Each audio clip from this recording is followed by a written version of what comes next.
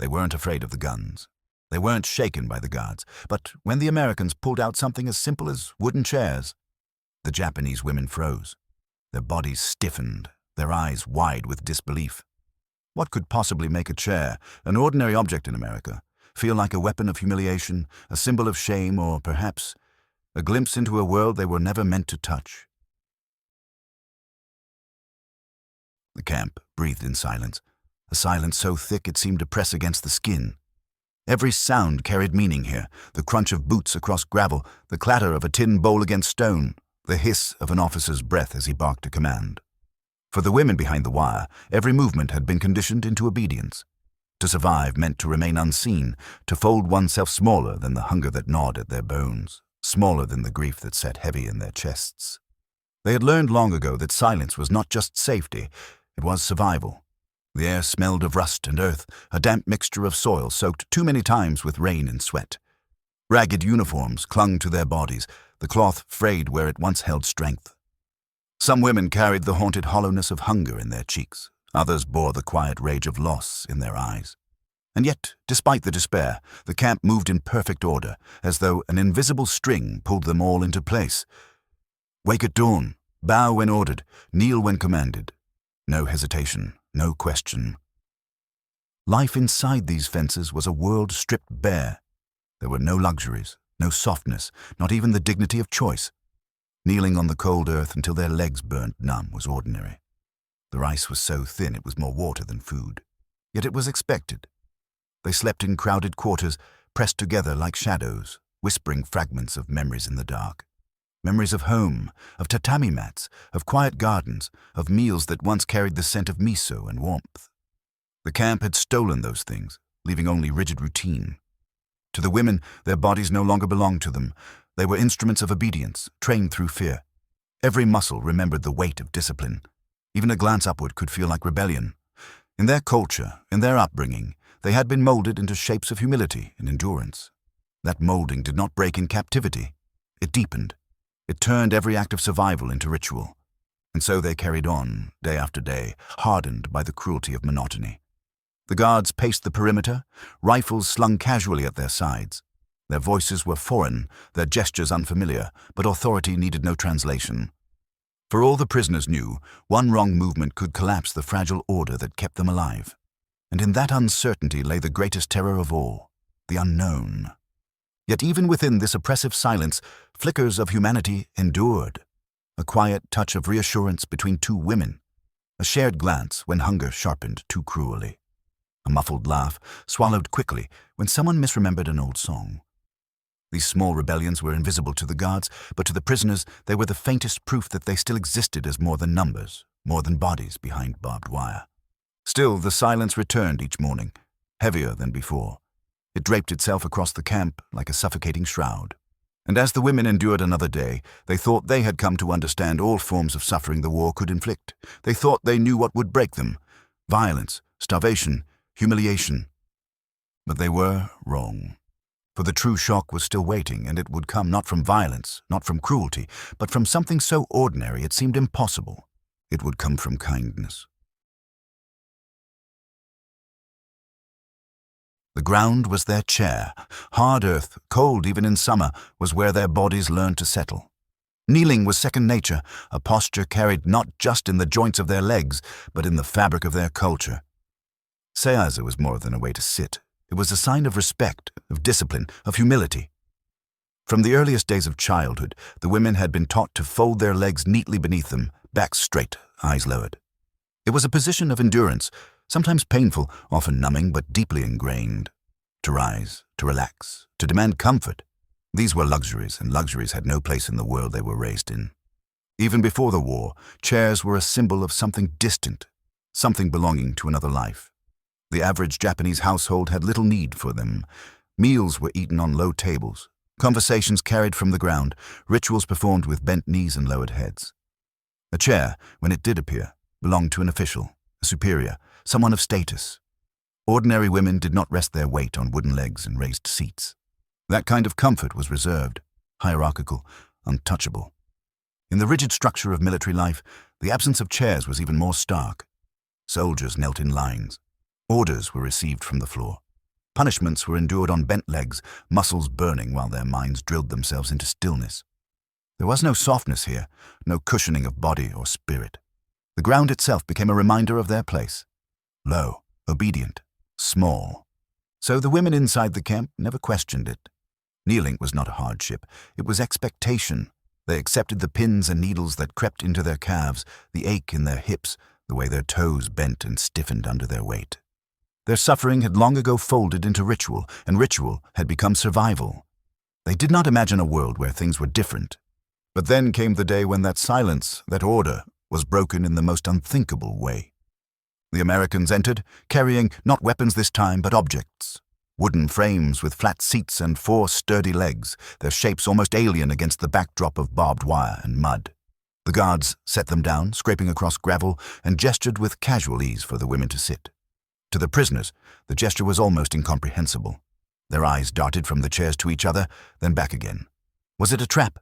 A test of loyalty? Or worse, mockery? No one moved. Their bodies, conditioned by years of discipline, refused to obey such a strange command. To sit in a chair beside their captors, to lift themselves from the ground and accept a comfort never offered before, felt like crossing into forbidden territory. It was not just an unfamiliar object before them. It was a symbol, one that threatened to unravel everything they had been taught to endure. The chairs stood waiting, ordinary and unthreatening, yet heavy with meaning. The Americans expected gratitude. The women felt only fear.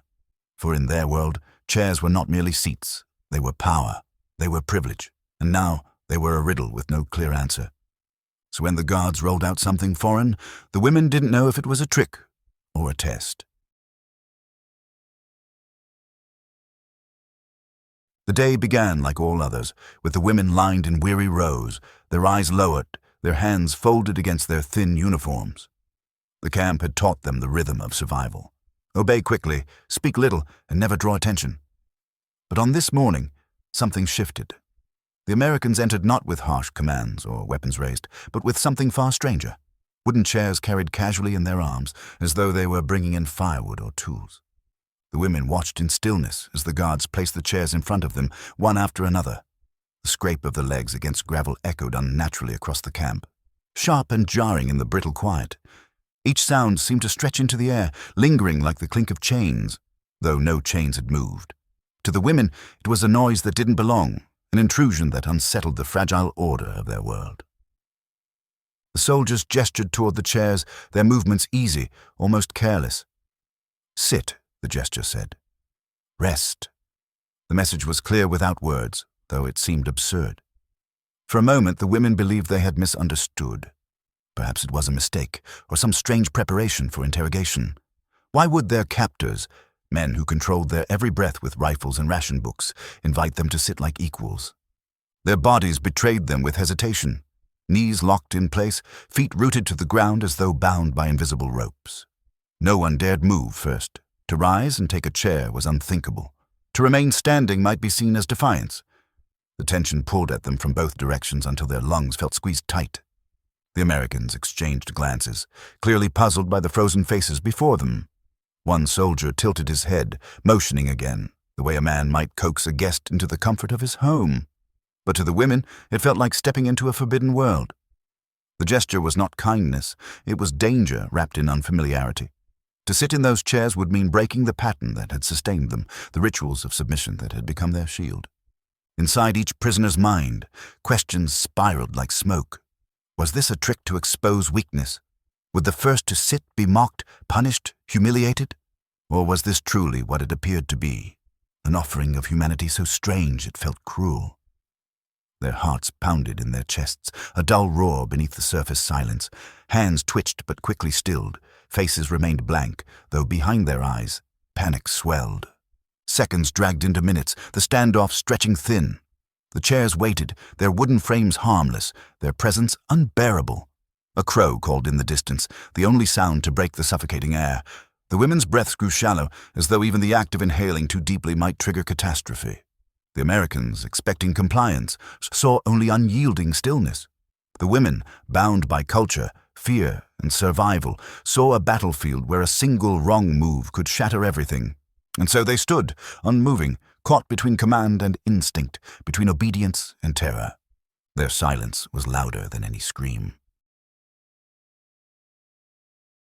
To the Americans, it was nothing more than a gesture of civility. They had grown up with chairs in every room of their homes, from the kitchen table to the schoolhouse desk to the church pews on Sundays. Sitting was casual, ordinary, expected. A chair was not a symbol of status, not a rare object to be treated with reverence. It was simply where one rested after a long day. When the soldiers pulled them out, their minds carried no hidden meaning. It was an invitation, almost instinctively, the kind of courtesy extended to anyone, even an enemy, once the battle was over. But for the women, the gulf between cultures stretched like an unbridgeable canyon. To kneel was to know your place, to lower yourself before others, to remain rooted to the ground where discipline held sway. Chairs did not belong to them. They belonged to commanders, officials, men of higher station. Even before captivity, few had touched such things. And now, offered by the very men who had defeated their country, the wooden frames seemed less like furniture and more like weapons of confusion. The soldiers stood with an air of relaxed expectation, their arms folded, their boots planted firmly, almost carelessly in the dirt. They shifted their weight, scratched at their necks, even allowed faint smiles to flicker across their faces. To them, the moment carried no weight. It was proof of victory, proof that the war was behind them, and now there was space for gestures that looked like kindness. But the women, staring at the chairs with wide, unblinking eyes, felt none of that ease. The gap between the soldiers' casual confidence and the prisoners' rigid terror grew more visible with every passing second. It was not only cultural difference that froze them, it was the fear of what acceptance might mean. To take a seat beside their captors was to cross into territory they did not understand, to blur the line between prisoner and equal. That line had been drawn deeply into their lives, reinforced with every bowed head and every order obeyed.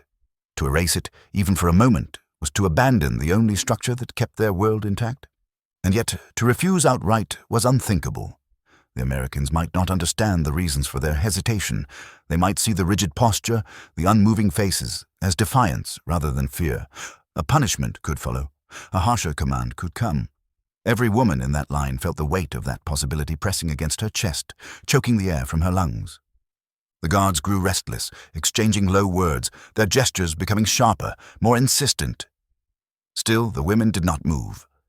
Sweat beaded at their temples, their muscles locked in invisible chains. They longed for guidance, for someone to act first, for a sign of what was expected. But none came. Only the waiting, only the relentless pressure of eyes on them, only the impossible choice between obedience and survival. Would they dare sit, or would their refusal insult their captors?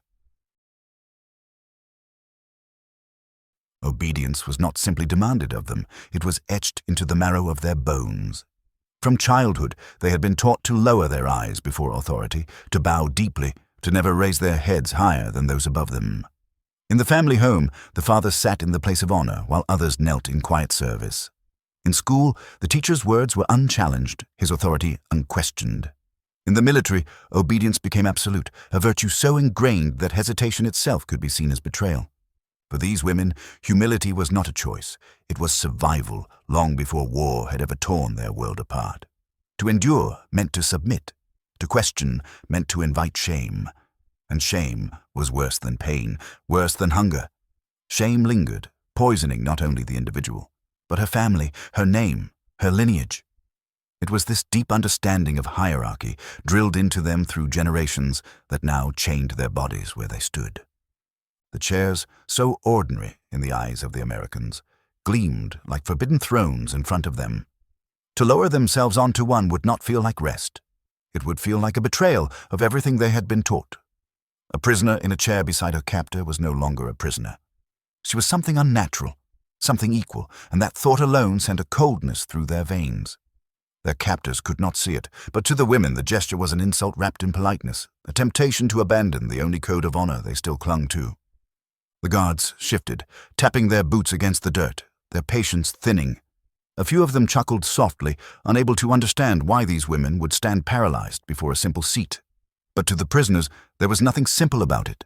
Sitting in a chair in the presence of a superior, even one who had conquered them, was unimaginable. Their posture, stiff and unyielding, was not only fear of punishment. It was a desperate clinging to the structure that defined them. If they gave in, if they let themselves rise from the ground and accept such foreign comfort, who would they become? Their minds spiraled with questions they dared not voice. Would their ancestors see them as dishonored? Would their country, even in defeat, view them as weak for accepting the customs of the enemy? Would their captors mock them for their hesitation, laugh at their awkwardness as they fumbled with a gesture that felt unnatural? The silence was agony, stretched thin like a thread ready to snap. One woman's knees trembled, but she locked them tight, refusing to let her body betray her thoughts. Another pressed her lips together, so hard they turned white, as though sealing her fear inside. The youngest of them clenched her hands at her sides, nails digging crescents into her palms, her gaze fixed on the ground, terrified of meeting the soldier's eyes. The Americans could not hear the storm raging within them. They saw only stillness, a wall of obedience that seemed stubborn rather than fearful. They could not know that the women were balancing on the edge of everything they had ever believed. To kneel was safety, to bow was survival. To sit in a chair, especially beside the men who owned their freedom, was to cross a line too sacred to imagine. Every second they remained frozen. The tension in the room grew unbearable. The air grew heavy, as though even the breeze outside the barracks had stilled to watch. Rows of women stood like statues, their eyes locked on the chairs, their bodies trembling with a strain they dared not release. The silence was suffocating, broken only by the faint scuff of a boot or the rasp of someone swallowing hard. Yet beneath that silence, something stirred. Tiny ripples of movement, subtle shifts that betrayed the storm within. A woman near the end of the line glanced sideways, her eyes wide, desperate for guidance. Her neighbor caught the look but quickly dropped her gaze, pretending not to see. Another woman pressed her hands tightly against her thighs, fingers twitching as though they longed to reach out, to steady herself against something solid. No one spoke, yet the air was thick with unspoken words, a frantic conversation carried in darting eyes and clenched jaws. The soldiers exchanged puzzled glances. To them, the hesitation was baffling, almost comical.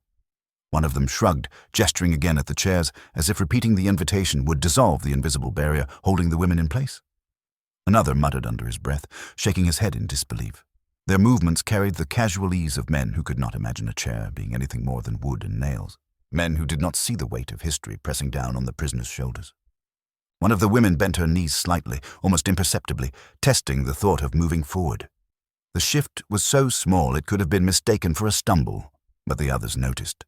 Their eyes snapped to her, wide and questioning.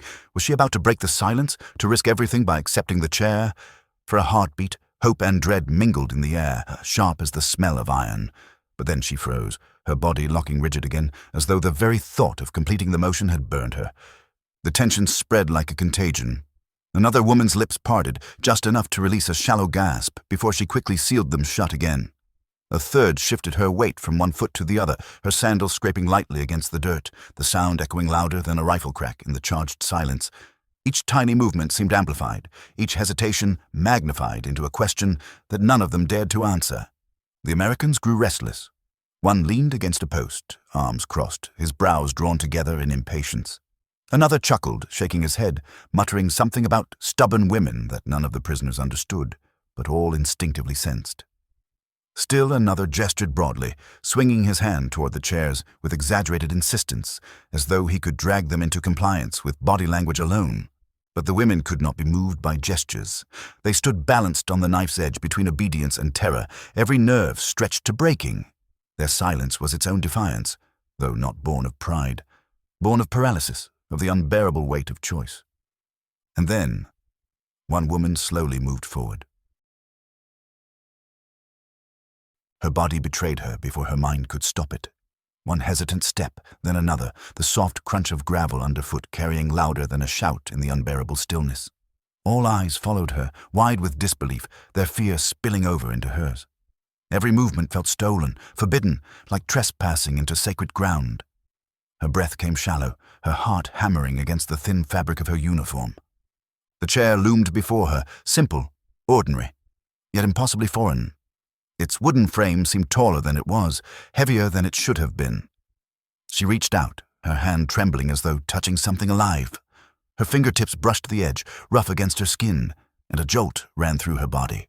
For a moment, she froze, her knees nearly buckling under the weight of doubt. Behind her, the other women stood rigid, every one of them locked in the same silent prayer that she would not bring punishment upon them all. Their breaths were shallow, their eyes darting between her and the guards, waiting for the explosion they feared would follow. One whispered something under her breath, a plea swallowed by the silence. The Americans watched with curiosity, their faces unreadable. To them, this was nothing more than compliance. A chair was offered, and now a prisoner accepted. They could not see the war raging inside her, the collapse of traditions she had carried her entire life. To them, she was simply obeying, nothing more. Her knees bent slowly, painfully, her body lowering inch by inch. The movement felt unnatural, as though gravity itself resisted her. The muscles in her legs screamed from tension, her balance wavering, yet she pressed on. The wooden seat met her weight at last, creaking faintly beneath her as though acknowledging the strangeness of the act. She sat. Her hands clutched the edges of the chair so tightly her knuckles turned white, as though she feared the ground would give way beneath her. Her back remained ramrod straight, her shoulders stiff, her posture one of defense rather than rest. The chair was meant to offer comfort, but to her it felt like a trap, a platform raised too high, a place where she did not belong. The silence deepened. Dozens of eyes bore into her, searching for a sign, waiting for the blow that would surely follow. The women behind her braced for the sound of shouted commands, the crack of a rifle butt against bone, the humiliation of seeing one of their own dragged to the ground. Even the soldiers seemed to wait, their curiosity thickened by the unnatural stillness. Her breath came in quick, shallow bursts. Every second stretched into eternity.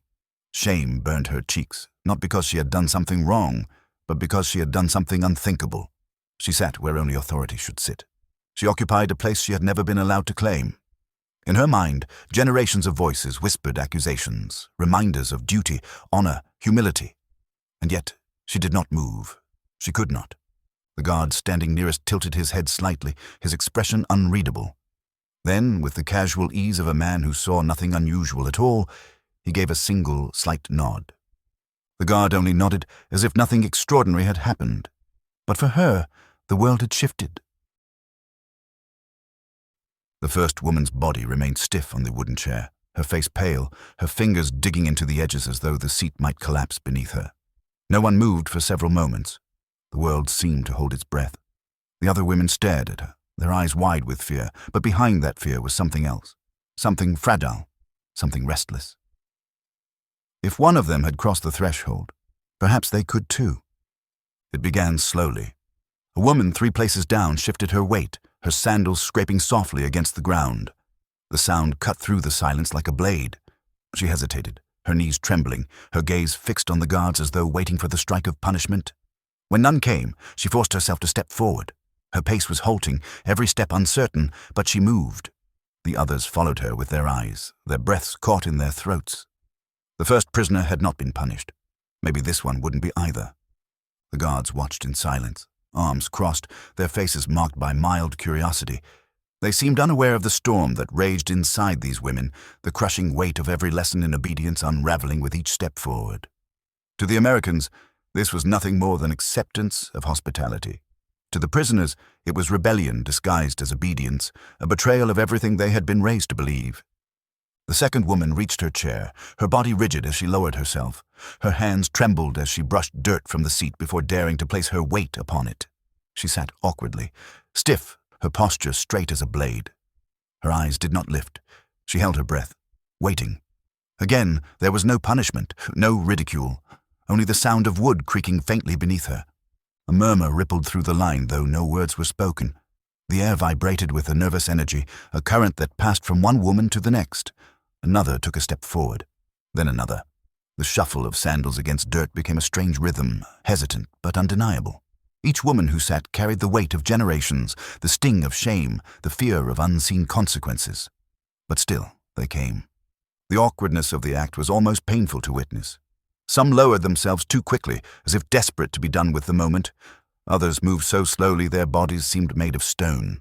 Their hands clung to the edges, their spines locked stiff, their eyes fixed firmly on the ground. No one dared lean back, no one allowed herself to relax. The chairs offered comfort, but none of them accepted it. Comfort itself felt like a crime. And yet, one by one, the seats filled. The Americans said nothing, their casual expressions betraying no understanding of the gravity of what unfolded before them. They did not see the rebellion in the act, the way every woman's heart pounded with the terror of dishonor. They did not see how each movement defied decades of training, how each breath taken from the height of a chair was heavier than kneeling on cold stone ever could be.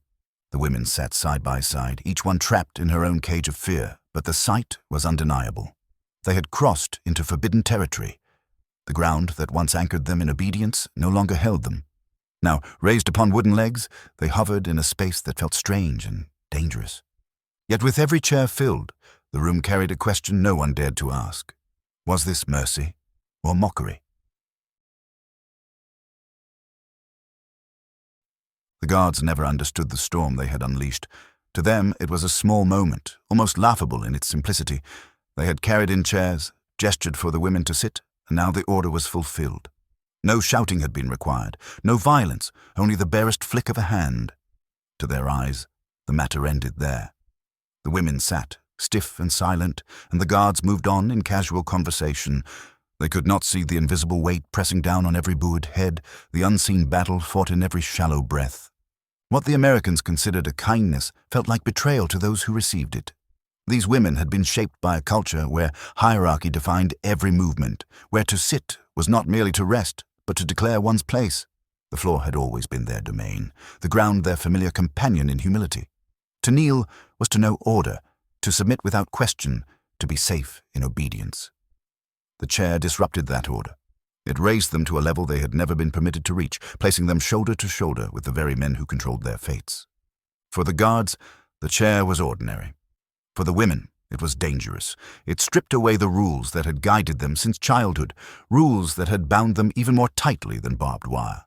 To accept that seat was to abandon centuries of tradition in the blink of an eye, to let go of the instinct that survival depended on staying low, staying small, staying invisible. In that moment, every woman who sat bore not only her own shame, but the imagined judgment of ancestors, of parents, of commanders who would never have allowed such audacity. And yet, refusing had felt equally impossible. Disobedience, even unspoken, could invite punishment. They did not know how their captors would interpret hesitation. Would their stillness be seen as resistance? Would their refusal invite a harsher command, one that broke their bodies rather than their customs? Fear pushed them toward the chair even as tradition pulled them away from it. The result was a silence thick with conflict, a room full of women torn between two worlds. The guards, blind to this inner war, saw only quiet compliance. They laughed among themselves, shrugged at the strangeness, and assumed the matter trivial. They could not fathom that for these women the act of sitting was not rest, it was rebellion. They could not imagine the psychological fracture it created, how every creak of wood beneath a prisoner's body was a crack in the foundation of her identity. To the Americans, they were prisoners adapting to new customs. To the women, they were traitors to their own discipline, forced into a gesture that betrayed the deepest layers of who they were. No words were spoken, no cries were heard. But inside, something shifted. A world that had once seemed orderly and immovable had begun to tilt. For the first time, obedience had not protected them from uncertainty. It had delivered them into it. And in that uncertainty lay a wound that no rifle, no blow could ever have inflicted. For the Japanese women, the chairs were not furniture. They were symbols. History often remembers war in fire and blood, in the roar of artillery, in the bodies left on fields, in the banners of victory raised over ruins. But within the quiet fences of the camp, another war raged, one not written in gunpowder, but in silence, in glances, in the simple movements of human beings caught between two worlds. For the Americans, the war had been won by force of arms. For the women seated on those chairs, the war still lingered in the smallest gestures, in the collision of customs too vast to reconcile. To the soldiers, offering a chair was nothing more than common decency, a sign that those women were no longer enemies but people to be treated with a measure of humanity. They thought themselves merciful in that moment, softening the harshness of captivity with something as ordinary as wood and nails. Yet mercy does not always feel like mercy. Sometimes it cuts deeper than cruelty, because it forces the captive to confront not only the enemy, but themselves. The women sat rigid, perched on their chairs as if on the edge of a cliff. They did not dare relax into the support beneath them, their spines held straight, their eyes cast downward, their hands gripping the edges until knuckles turned pale. For them, the act was not comfort, it was dissonance. They were taught to survive by lowering themselves, by accepting the ground as their rightful place. Raised now by foreign hands, they felt suspended in a reality that was not their own. The clash was not one of weapons, but of worlds. The Americans embodied a culture of casual ease, where equality was assumed in something as small as sitting side by side. The Japanese women carried within them a discipline of hierarchy, where every gesture carried weight, where respect and obedience bound them as tightly as any chain. When those worlds collided in the silent offering of a chair, the result was not harmony, but fracture. It is easy to measure war in numbers. Casualties, victories, losses. What is harder to measure are the unseen wounds, the ones left in the mind, in the heart, in the identity of those who lived through it. These women would remember hunger, yes. They would remember fear and exhaustion. But what lingered most was that strange, impossible moment when kindness forced them to betray the very structure that had defined their existence. The guards never knew. They left the room satisfied, thinking they had extended a hand of humanity. They never realized that in doing so, they had unsettled the prisoners more deeply than any weapon could. They had exposed them to a different world, one where sitting in a chair carried no shame, no hierarchy, no consequence. That world was alien, terrifying, and yet impossible to forget. Years later, when the echoes of gunfire had faded and the world moved on, what would haunt those women was not the sharpness of violence, but the strangeness of gentleness. They would remember how the chairs stood before them like forbidden thrones, how their bodies trembled as they sat, how silence swallowed them whole in that moment of cultural collision.